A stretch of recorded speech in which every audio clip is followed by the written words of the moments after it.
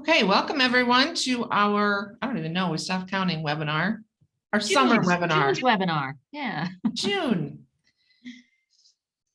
I'm Courtney, And I'm Jackie. and you're going to start us off today, Jack. I am.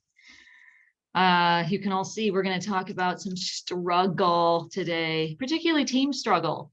Team on the struggle bus. Before you joined us, Courtney was talking about that bus is so cute. It looks like a bus you want to get on. It looks like it's going somewhere fun. But we all know team struggle is no fun destination. So we're going to jump in and talk about why teams struggle, what it looks like, what you can do about it, what you shouldn't do about it. And hopefully you'll walk away from this hour with a little something that you can go and make things a little better. That's how we think about these webinars. We hope you do too. It's not about fundamentally shifting necessarily how you lead or how you contribute to a team, but finding something that nudges things forward, makes things a little better. I always issue that as my hope for you is to find one thing you can walk away with today that makes things a little better. So let's dive in so you can get busy finding your one thing.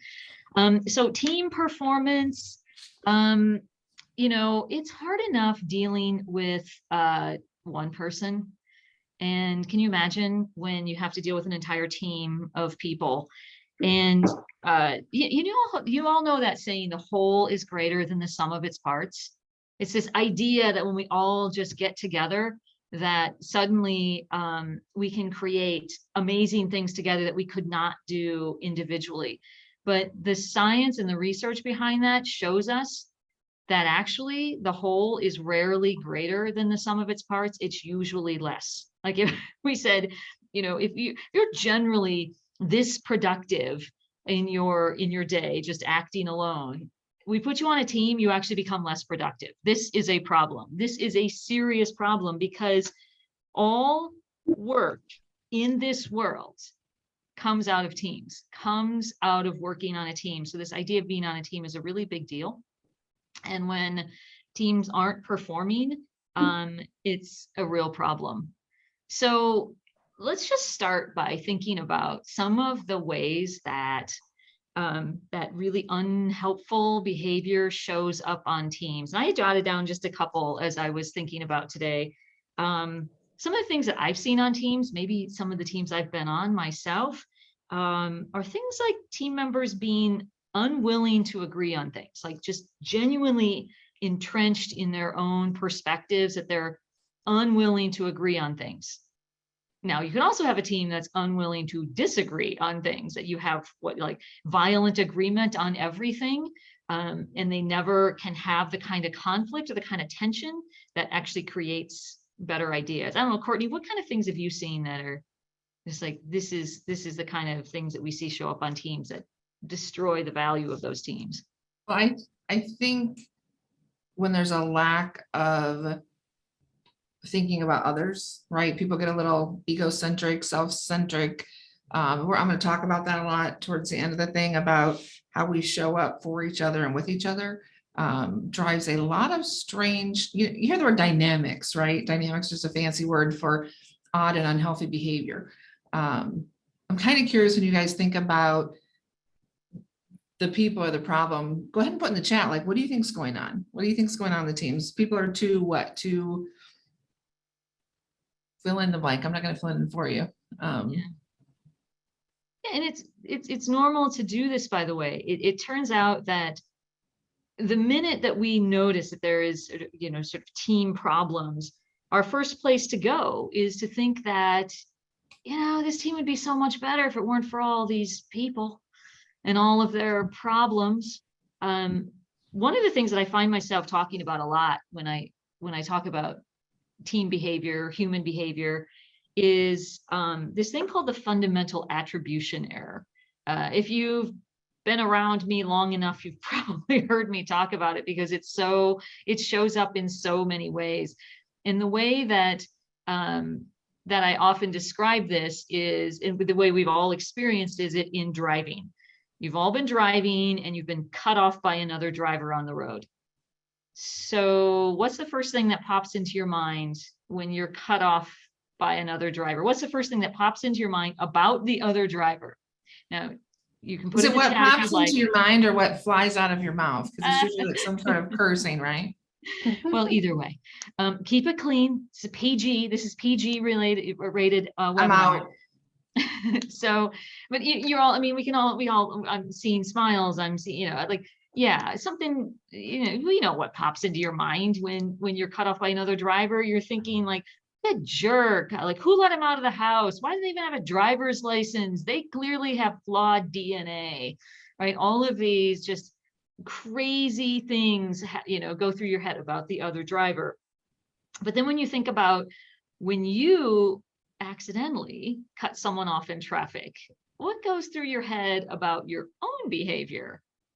Same thing? Probably not, right? I mean, I have people lie to me all the time and say, oh yeah, I think those things about myself too. What's probably going through your head is, oops, my bad. Yep, there you go.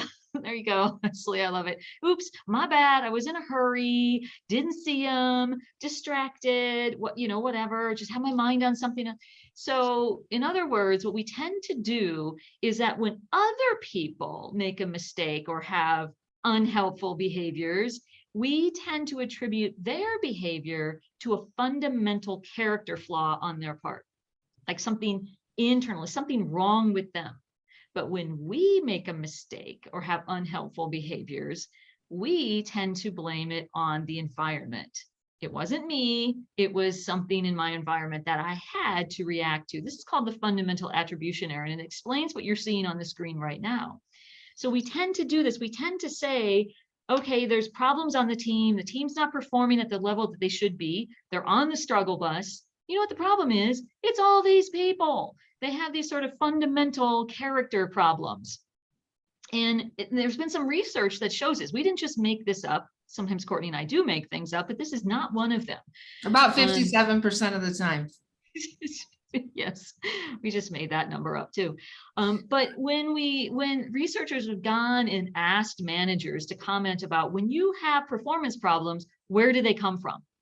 And managers all too often, and that's all of us, by the way, formal or informal here, but is they'll say 75% of the time, they say it's the people. I just don't have the right people. They're the wrong people. They don't have what's needed to be in this moment, to rise to this moment. That's what they'll say. And then 25% of the time, yeah, maybe there's something we could tweak, in terms of policy or process, something in the environment. They'll say about 25% of the time, that's the problem. Well, it turns out it's exactly the opposite. It's exactly the opposite. And this research was done by the International Society for Performance Improvement. So this is people who know a little something about improving performance. They've made an international society to celebrate it. And so they're the ones that tell us that actually 75% of the time it's in the environment and 25% of the time it's people problems. It's like in the nature or some aspect of the team members themselves. So the good news is that that we can understand this, and as we think about this, there's a discipline that we can use to think about all of this chaotic mess with some discipline, and it's right here, and it's called the 6-box model. I'm guessing, and you can see why it's called the 6-box model. I hope I don't have to explain that. I'm guessing many of you have seen this. You've probably seen the 6-box model, because I'm looking around, I recognize some names out there, and you've been around this field of HR for a while or something like it. So maybe you've seen it. It was built by Thomas Gilbert back in 1978. So this is not new. It's probably is older than some of you on this call, is my guess. Many of you, perhaps. So it's been around a while, but it's not magic. This little tool, I'm going to describe the tool here in just a second. We'll talk about the model, but I just like to do my public service announcements around it first. It's not magic. It's just a way to think. It's a way to help you organize and, sort of your thoughts, and to examine the situation that you find yourself in. That's what it helps us do. So let's take a look at it here. So you can see that it is divided. Top row boxes 1, 2, and 3 are giving us some information or unpacking, if you will, the environment. There are 3 categories that comprise the environment in which we all work in our workplaces. So you can see that box number 1 is all about expectations and feedback. That's not like that loop of like, what am I supposed to be doing? Is it clear? Do I understand these things? Do I have a clear instruction? So that has to be present in our workplace. I'm going to pause for just 1 second. I'm getting a bunch of noise here. So, I all got right. muted. Thank you. So expectation and feedback, it's just that loop of, do I know what I'm doing? And am I getting constant feedback of yes, and you are doing the thing you should be doing? That's an environmental factor that we all need to perform well in the workplace. Box number 2, also an environmental factor, is tools and resources. And this is anything you can think of when it comes to tools and resources, from obvious things like tools, like say you work in manufacturing, you probably actually have like hand tools, things that you touch and manipulate to get the work done. Those kinds of tools. Clearly it's software. Like you're using a tool right now to help you in your work. You're using online conferencing. So that's a tool. It's also things like time, access to experts. Like those are all things that have to be put into your environment so that you can perform. So that's that box. And the third one, in terms of the environment, third category is this thing called consequences and incentives. So it's like carrot and stick a little bit, if you want to think in broad brush terms. So it's what kinds of incentives are put in front of people, both financial and non-financial, but also how do we hold people accountable? What are the consequences for behavior? So that's all in that box. Those are all environmental things. And meaning that they're not intrinsic to the individual, they are in the environment. Now, here's where the model gets a little complex well, everything's complex about human behavior, but is that the manager, him or herself, is a part of the environment. They're also an individual and subject to the laws of the bottom row as well. But the manager is a big deal when it comes to that environment. And you can see the percentages that are listed there. Again, that's work of the International Society for Performance Improvement. They're the ones who did longitudinal, long-term studies about when there are performance issues in the workplace, about roughly what's sort of the smoking gun of those performance issues. And you can see that some of the heaviest hitters here are expectations and feedback and tools and resources. And those indeed are things that as managers, we need to learn how to manipulate those things, notice when those things are lacking, and do something about it, rather than just sitting around and blaming people for the problems. Jack, I would add one thing when you're talking about the manager. When it comes to team performance, it's whoever the team leader is. Jackie said at the beginning of the call that, our teams are not organized neatly against our org charts. Work happens in teams, and there's a lot of projects, assignments, things going on in your organizations there's a team working on them. There's a team leader that may or may not have a manager title. There's someone organizing that work. There's someone people are looking to for direction, and it might not be the person who actually has the manager title in the org chart. And so it is more complex that way, but who you put in that spot to lead others has an impact on what it feels like for everyone on that team to work there, because that person's now responsible for creating the environment in which the teams work. You've got it. Absolutely. Thanks for that, Courtney. So those are the environmental factors. Let's take a look at the bottom row now. This is the thing that goes through our head when the driver cuts us off in traffic. These are the things that we think about them. We don't think about the environment that could be impacting them, just as we tend not to think about the environment that's impacting our team when there's a performance problem. Instead, our head goes right to this stuff on the bottom row. They obviously don't know how. And that's the first box, knowledge and skills. And you can see that knowledge and skills, they don't know how to do it. They don't have the right skills to do it, is only a factor about 11% of the time. And yet I'm guessing, those of you who have been in the corporate workplace long enough to have seen problems come and go, one of the first things that is a go-to for your organization when things aren't going well is let's go train everybody. Let's put together an online training class and send it out to everybody to solve this problem. Now, having been in the field of instructional design and training for way more years than I'd like to share, I love that we're so valued. I love that you think trainers can fix everything. But you know, what happens is when you do that and you put it all on the shoulders of your training department, and then the problem doesn't get fixed, and then you think you have a stinky training department. When in fact, training can work, but it only works the absolute best when other factors are also manipulated at the same time. So training is only a solution in box number 4. And a good way to know if you have a knowledge or skill problem is to give yourself this little litmus test, to ask yourself the question, under threat of death, could people perform the thing that I need them to perform? And if the answer is yes, then they have the knowledge and skills to do it. So stop training them, please. Now, I don't really think you should actually introduce a threat of death in order to test that out. I mean, just it's a pressure test. It's a mind exercise. I think you're all picking up on that. There's in no way am I endorsing violence. Hey, I'm really nervous for the 2 people that just joined this webinar and have none of that context. Where am I? All right. All right. So box number 5, selection and assignment.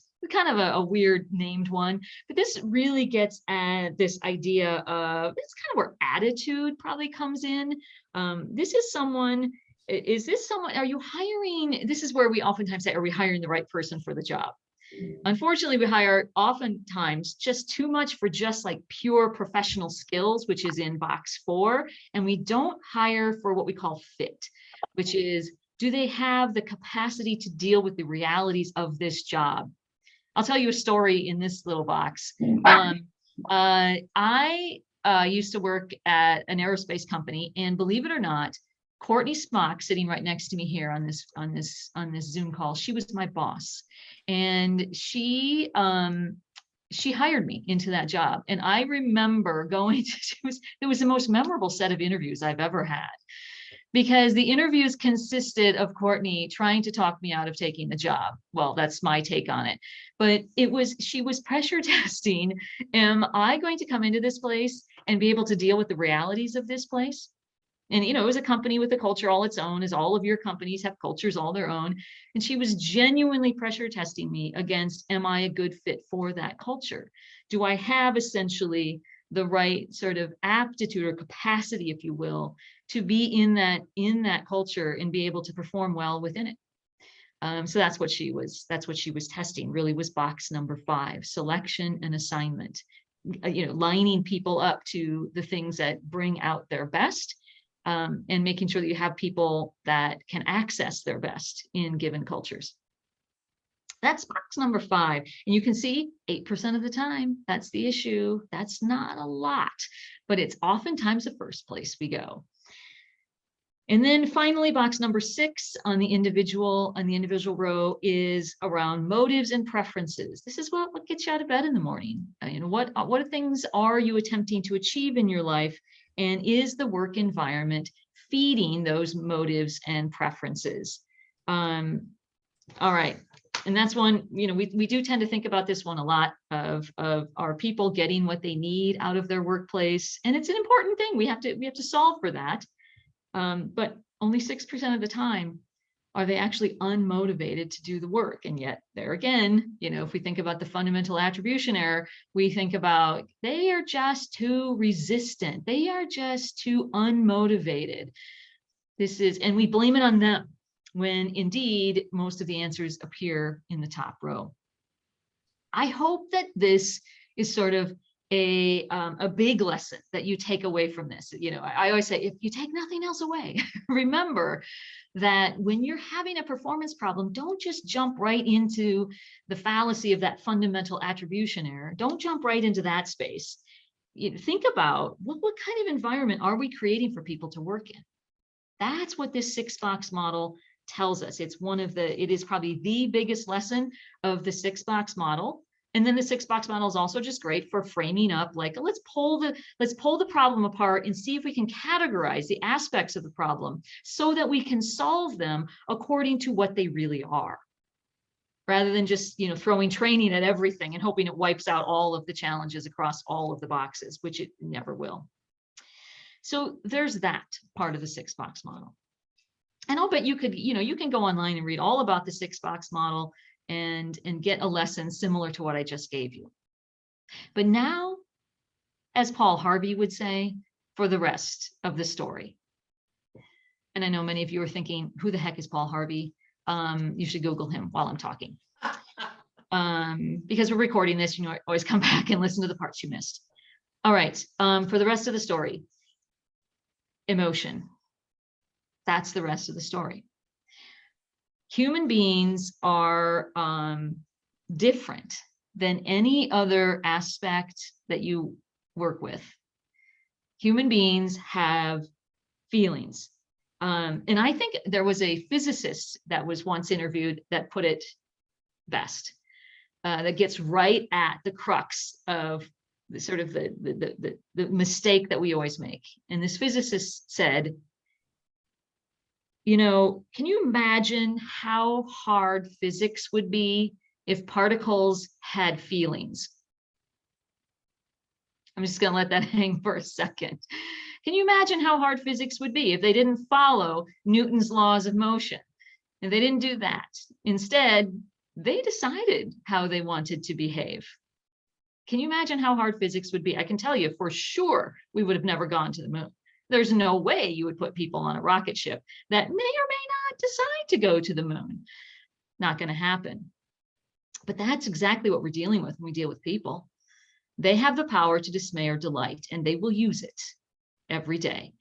And so we need to put a layer, if you will, so a lens on this 6-box model and recognize that human emotion shows up in every single one of these boxes. So just when you think you've got it figured out, properly categorized, you have the solutions that you're going to put into the workplace, you have to remember that every single action you're taking has an emotional response to it.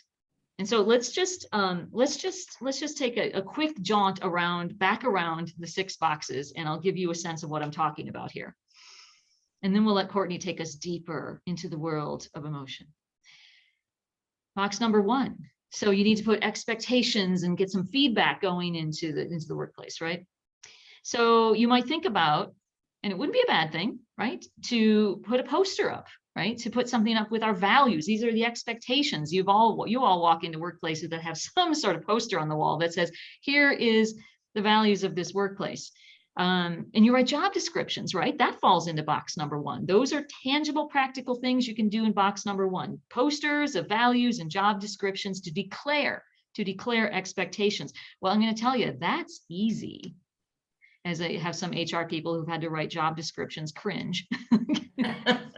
Job descriptions aren't easy to write, but it's easy compared to helping people understand and translate those expectations in an incredibly complex, unpredictable environment. Now that's much harder, isn't it? All right, box number 2, putting Hey, in. Jen, I want to add one thing to the assumption expectation box if I could. Yeah. I think we make big assumptions that everybody knows what's expected of them.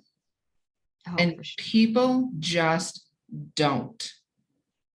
I think this 35, I think the reason that this box is 35% we wrote the job description, we put the poster on the wall, what's the problem? And people don't actually know what's expected of them. And so we coach a lot of leaders who, when you give them feedback, this person's confused or isn't role clarity, do they know, have you told them, even like my leader philosophy, do people who work for you understand who you are and what you believe in? And they go, well, I hope so. We have to be explicit with our expectations. And when you're coaching and working with leaders who go, oh yeah, we've told them that for years, like pressure test it, push back, ask more.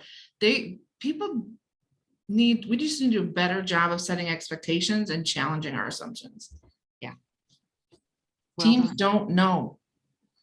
That's right. And leaders don't want to hear they don't know. And I don't know why that is, but I'm just telling you it is. Yeah. And that's the harder work. That's the That's harder the work. harder work. Box number 2, easy enough to install a new ERP or some sort of software. And again, anyone who's installed SAP or any other form of ERP in their workplace is cringing at me calling it easy. It's easy enough to do that, though, compared to creating a culture where people are allowed to experiment, fail, screw it up, ask the IT expert without fear of being shamed. That's much harder to do because that's all based in human emotion. Much harder to do. Box number 3, giving people more pay, tangible rewards. That's easy enough. Again, cringeworthy, me saying that, right? Very hard to get people's salaries right, to manage bonuses correctly, all those kinds of things, very hard to do, but easy compared to having the kind of leaders who people want to be respected by. I want to repeat that one. That's a lot easier. It's a lot easier to manipulate, tangible incentives than it is to have the kinds of leaders who people want to be respected by. It turns out that being respected by people with influence, people who are sort of the pace setters of your organization, is one of the most motivating things that people want in their jobs, is to be respected by people basically higher in your org chart. And yet we don't do a good job of making sure that there are leaders that in those positions, those coveted positions of influence, that people want to be respected by. That's very hard to do. That's dealing with a lot of messy human emotion. Let's keep on the theme here. Box number 4, providing training to an entire workforce. That's easy compared to having an environment of experimentation. Channeling people into a classroom or sending them sort of online training is easy compared to having an environment where people can experiment with those new skills, and not just allowed to experiment with those new skills, but encouraged to experiment with those new skills, which is why when we run a leadership development program, our Truth of Leading Others program, it's not just coming into the classroom. It's also getting experiments to go try back on the job and held accountable to do those experiments back on the job. That's much harder. I'll jump in here too, Jack. The other kind of the flip side of this one, and it really is a killer for teams, is when you have an arrogant asshole who does have the knowledge and skills, they're performing, they're delivering them, and you're tolerating that in your team. Like it's easy. They have all the knowledge and skills. They get stuff done. It's much harder to address the behaviors that they're bringing to the team and making it difficult to even show up on the team because I have to deal with them. We're so scared to let go of smart, talented people who are crappy to others, like will tolerate the crappy to others because of how much they know and how much they get done. And it kills team performance. It's terrible. Absolutely. Will we be able to bleep out that word on the replay? No, we're not bleeping anything today. All right. We're a bleep-free zone. Let's keep going. So box number 5, I bet many of you have done things like had offsites where you all find out what Myers-Briggs personality type you are, or what your strengths are, these kinds of things. Easy enough to do that, but very hard to, just what Courtney was mentioning, very hard to stop tolerating jerks, people who treat others poorly, to hold people accountable to their interpersonal behaviors. Easy enough, again, to say, oh, we know their personality type. They're an introverted, thinking, sort of judging person. And so easy enough to give them the personality type. Very hard to then say we do not tolerate people being jerks with their colleagues, regardless of their personality type. So examples of emotional limitations: big ego, insecurity, someone who's threatened, maybe they exhibit a lack of humility, it's all about them. Maybe they're overcompensating or competitive on the team. Like you kind of get the gist, but just anti-team, unhealthy behaviors is what we mean there. And those people don't fit. They don't fit, right? But we tolerate them Harder to deal with. because it's scary to deal with them. Mm. And the final box number 6, I would say easy enough to implement employee-friendly policies. Again, cringeworthy if you're in HR. Easy enough to have policies around flexible workplace, bring your dog to work, I don't know, whatever it is. Easy enough to, sort of create and implement those policies. What's the real hard work is honoring the spirit of those every single day. Even when it's not clear, even when there's exceptions, that's when it gets harder. I think the other thing that's hard about it is motivations and preferences are for me to know and you to find out. Ooh. So yeah, you like that? Remember when you were a kid? Someone asked you a question, me to know and you to find out. You don't know what motivates people. You don't know their preferences unless you ask them. And so you can tell yourself a story about what's driving them. You may think you know people when it comes to their preferences, but get curious. Unless you ask, unless you create trust, unless you get in there and really try to understand and seek that information, that person sitting there like me to know and you to find out. It's your job to go find it out. Yeah. Because gaps in that are going to drive issues on your team. For sure. Yeah, I like that you use the word curious, Courtney. Curious is, a lot of people say they're curious. They like to learn, so therefore they're curious. But we get kind of this little blind spot in curiosity around, we might like to learn about things that interest us, but when we're confronted with input that we're not really interested in hearing, then our curiosity kind of ends. True curiosity means that you're willing to be changed by whatever you hear. True curiosity means you're willing to be changed by what you hear, by what you learn. So thank you. Thanks for that ad. Get really curious about what genuinely motivates people, not what you hope is the reality of what motivates people, but what genuinely motivates people. So I'm going to step off the stage just by saying then, and turn it over to Courtney to take us even deeper into this, is that all human performance is driven by emotion. As much as we'd like to think that we're like particles, and I think it's just because we get scared, we don't know what to do. We want to have answers that someone will guarantee us will work, but it just doesn't work that way when it comes to people. All human performance is driven by emotion, and emotion is not entirely predictable. It would be great if we would humans would follow Newton's laws of motion like particles do, but we don't. We don't do that. The human operating system is driven by thoughts and feelings, not by Newton's laws. So with that, I'm going to let Courtney talk to us about how we should be thinking about this. This went the wrong direction. How come my thing goes backwards? Oh. All right. So when there's a performance issue, it's more helpful to think, I understand that people have emotions and performance is rooted in emotions. And guys, this is a double whammy because nobody wants to talk about emotions at work. It's a hard, difficult, awkward, messy thing to do. And it's a double whammy because I want to avoid it because it's awkward, uncomfortable. And the double whammy part of it is that this has a ginormous impact to your ability to perform. And we just don't do a good enough job of tying like emotional pain, emotional discomfort, relational discomfort to how it impacts our ability to perform on a team. So that's what I want to do for you in the last section we have here. My thing is set backwards. That's perfectly poetic. So there's a real impact to the bottom line when we are having emotional discomfort, however that shows up. And we talked about that can be, remember, ego, threat, confrontation, competition, right? Put your head in that space. The first place that it shows up, these are not in any particular order, but what I'm going to talk about first is what we call attentional capacity.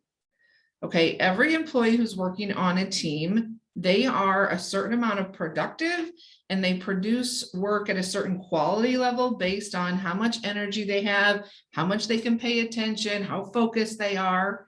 And when you are working on an unhealthy team, right? The emotions are high, you don't feel safe, someone feels threatened. I, as an individual on that team, am anxious, I'm uncertain, I'm frustrated, and that is impacting my work. It impacts how much I get done. It impacts how well I get it done. Does that have an impact on the bottom line and the performance of your teams? Absolutely, right? Absolutely. It has an impact on how well your employees take care of customers. If I'm distracted and my feelings are hurt and my head is anywhere but on what I'm supposed to be doing for a customer, I'm not showing up for them as well as I could have if I could have this attentional capacity. I can focus. The person in front of me is the person that has my attention, right? It affects business. It affects relationships. The second piece is decision-making. We have a belief that I just think is fascinating, that every business decision is a good one. How many business decisions are made around you where people just say, you know what, I think that's the wrong decision. That's actually a really bad decision. No, once someone makes a decision in business because they're above us on the food chain, we go, oh, well, that's the decision, right or wrong. Here's a secret. Good decisions are better for business than bad decisions. I know I'm full of just, profound information here. But when we are under stress, when we're having emotions, when we're reacting to the team dynamics, our ability to make decisions is affected, and they can cost money to our business. Where we put resources, how quickly we respond, do we follow up? Right? If the more, better, gooder, I just had to because it popped in my brain, right? The better our decisions, the better we perform, the better our businesses perform, the better our teams perform. When we have emotional discomfort, like here's a decision that happens in emotional discomfort. I am not feeling safe. I have the option to confront someone. I choose, that's my decision, not to do that out of fear. That is not good decision making. I made a decision to chicken out versus lean in. And it has an impact to the team. It has an impact to performance. It has an impact to business that over time, it's hard, right? Because you're not going to say, well, where does it show up in the balance sheet? But it has an impact because I let a bad behavior go on. I let a relationship issue fester. And this is related, our relationships, our work gets done through relationships. How well we know each other, how much we trust each other, how willing we are to work together has probably, in my opinion, the biggest impact on what you get done and how well you do it. It matters that when you place a phone call, the person that you're calling, when they know you, when they trust you, when they're encouraged by you, when they like working with you, they're going to answer their phone, they're going to be responsive, and the two of you are going to get work done.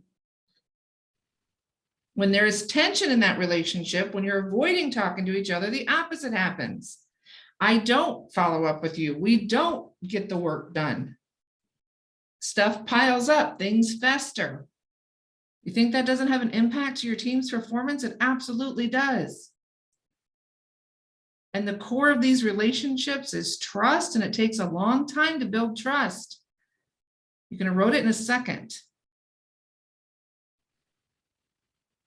Emotions have an impact on our physical and mental health, how we show up, how well we show up, how many sick days we need, right? Mental health day. These kind of things, when I'm in an environment where there is team dynamics, it's tough to get things done, nobody's happy, it almost becomes a downward spiral. How many of you, you've been on a team that's kind of suffering from burnout? It's a slippery slope because maybe you made a little error and things are tight, or things didn't go the way you wanted, and that kind of spirals into something else, and somebody else's feelings are hurt. And maybe we missed another delivery, and while we were chasing that delivery, we took the eye off the project we were working on, and that one's starting to fall. And it quickly, because of our physical, our mental health, how much energy we have, It just feels like everything's sliding downhill, and it's hard to know how to stop it. It's hard to know how to pull it back up and pull things back together. And it interferes with our sleep and our eating habits and just our well-being overall. And then the last one, performance and creativity. This is a really tough one because it's tough to measure something that never happened.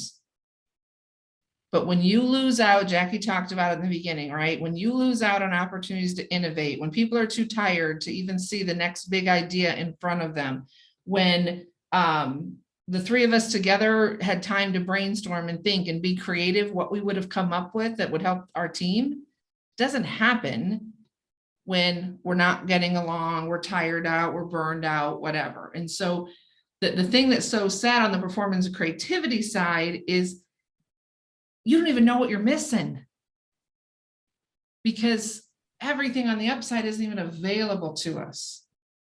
And so we work through, we put up with, we tolerate kind of low performance and issues on teams because we think, well, it's not costing us that much. We have a hard time even seeing what it's actually costing us, and it's almost impossible to quantify what we didn't get, our lost opportunities, but they're there.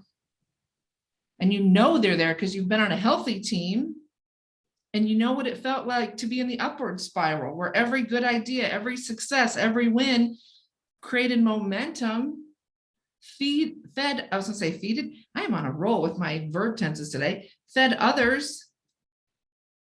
And that person, just like electricity going through the team, it spirals up and there's more opportunities, more goodness, more productivity, more success. But we got to be healthy first. So I'm curious if there's any comments or questions. I'm going to pause and let Jack weigh in here on anything that's coming up for you. Thank you, Courtney. Yeah, lots of things are coming up for me as you're talking. One of the things that I find myself talking to a lot of leaders about in coaching is this idea of adding too much value. As a leader, whether that's formal or informal, you're on a team. We have this tendency to want to add too much value, and that sounds super counterintuitive, because I'm guessing the organization that you're in is like a lot of the organizations that we've been in, which is you're paid to add value.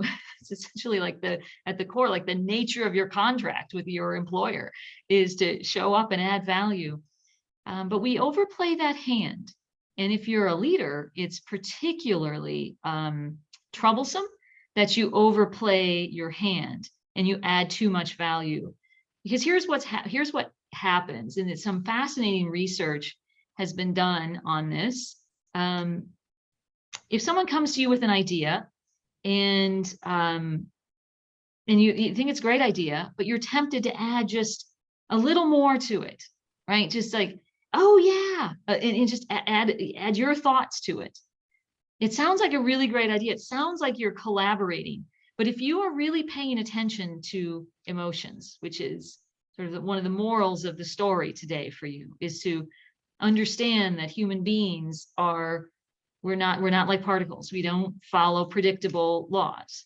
We are emotional, and all transactions that you have with another human being is emotional. So if you're tracking on that, you will realize that when you do that, when you have to pile on and add your value to it, you might make an idea 10% better, but you will drain the other person's commitment and ownership of that idea by 85%. Those numbers aren't made up.